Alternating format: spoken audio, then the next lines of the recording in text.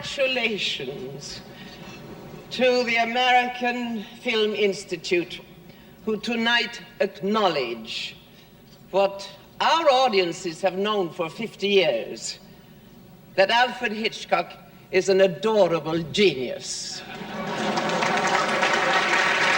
Hitch, I've come all the way from London, from your hometown, to give you my love and affection.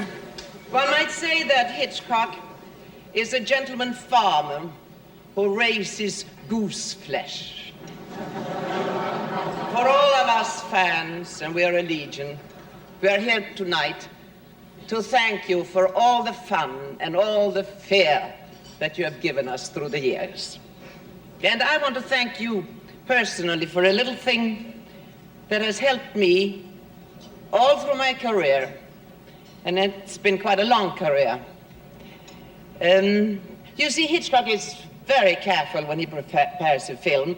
He writes everything down on paper. Every little detail is on paper. It's in the script, he'll say, if anybody asks about wardrobe or props or anything that belongs to the movie. It's in the script. But then the actors come along, and we don't always behave as we do on paper. Some of us have ideas. And then Hitch gets a little truculent. Oh, yes, he can get that. I remember our first argument must have been in Spellbound in 1945. Something I said, oh, I don't feel like that. I don't think I can give you that kind of emotion. And you sat there and you said, Ingrid, fake it.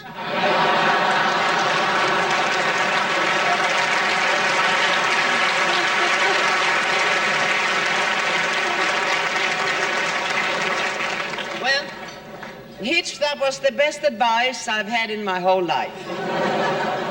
Because in all the years to come, there were many directors whom I thought gave me quite impossible instructions and many difficult things to do, and just as I was on the verge of starting to argue with them, I could hear your voice come through the air saying, Ingrid, fake it.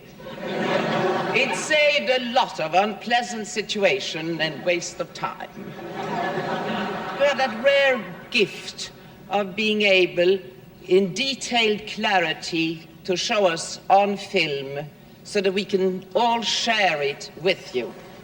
And that is what makes Alfred Hitchcock an artist. Thank you. That's very kind of you, ladies and gentlemen. Especially since my friend Alfred Hitchcock is supposed to have said once that actors are cattle. Now Hitch denies that. What he says, he said, is that actors should be treated like cattle. Amazing, man, amazing. He's thoughtful, he's amusing, he's immaculate, he's articulate. His mission is to entertain. You sort of get a feeling that Hitch's life is as well planned as his movies. Everything's sort of laid out in advance, right down to the last detail. And like most people who began in silent films, it's the action that counts more than the words. You know? I remember in the picture, The Man Who Knew Too Much, we were doing a scene in London's Albert Hall, and I was to chase Doris Day up the stairs while the London Symphony was playing. And I had to say a lot of words during that chase up the stairs. And it was a long speech, and it sort of cleared up a lot of the story, too. And I'd worked hard on those words. And on action, I chased after Doris, I just talking my head off. And at the end of the scene, Hitch said, cut. And he said, let's do that again. You were talking so loud I couldn't hear the London Symphony.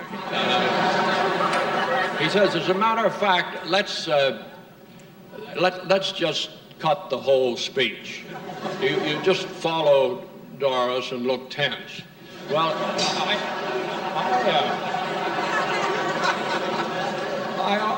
worried about that. I considered the speech important.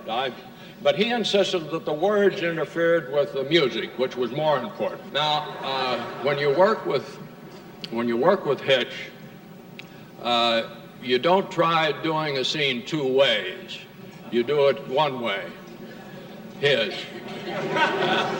Well, Hitch, I'd like you to know that every time I've seen that movie, I've tried to remember that speech on the stairs, and I never can. You were right. We didn't need it. All we need is you.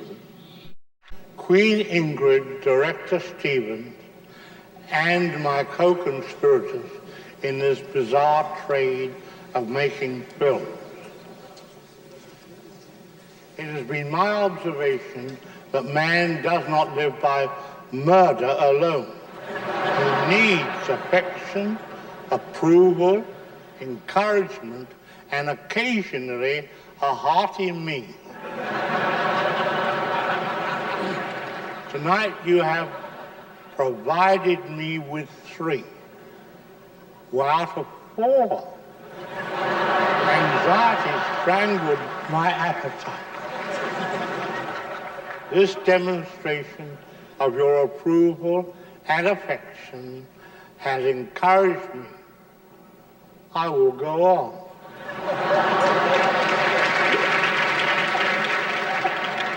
It makes me very proud indeed to be the recipient of the American Film Institute's Lifetime Achievement Award. It is especially meaningful because it comes from my fellow dealers in celluloid.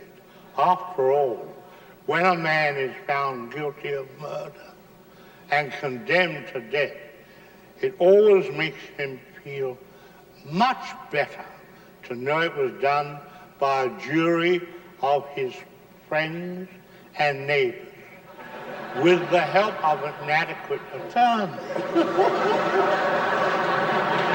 It will tax your endurance and mine to recite the names of those thousands of actors, writers, editors, cameramen, musicians, technicians, bankers, exhibitors,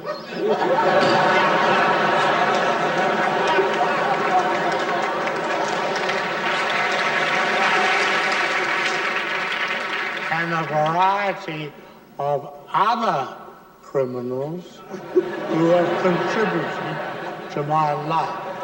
I beg permission to mention by name only 4 people who have given me the most affection, appreciation, and encouragement, and constant collaboration.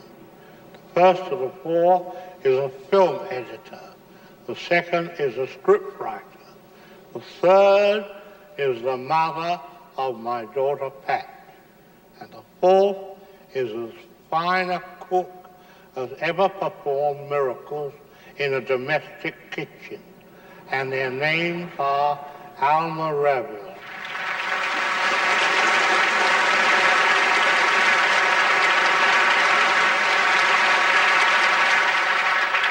Had the beautiful Miss Revel not accepted a lifetime contract without options as Mrs.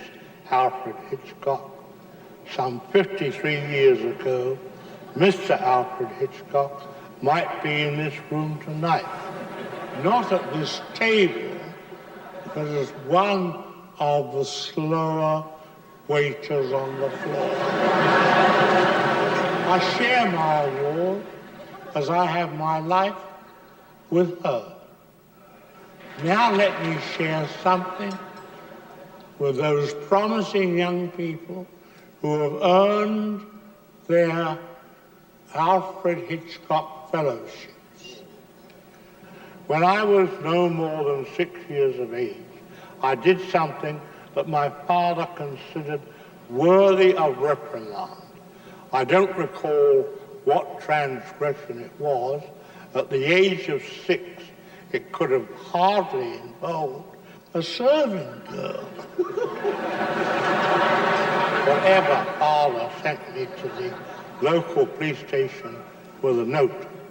The officer on duty read it, then locked me in a jail cell for 5 minutes, saying, "This is what we do to naughty boys." I have, ever since, gone to any lengths to avoid arrest and confinement.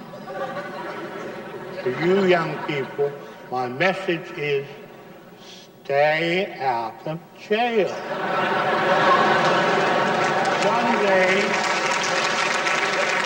Someday, one of you may be standing here with this American Film Institute award.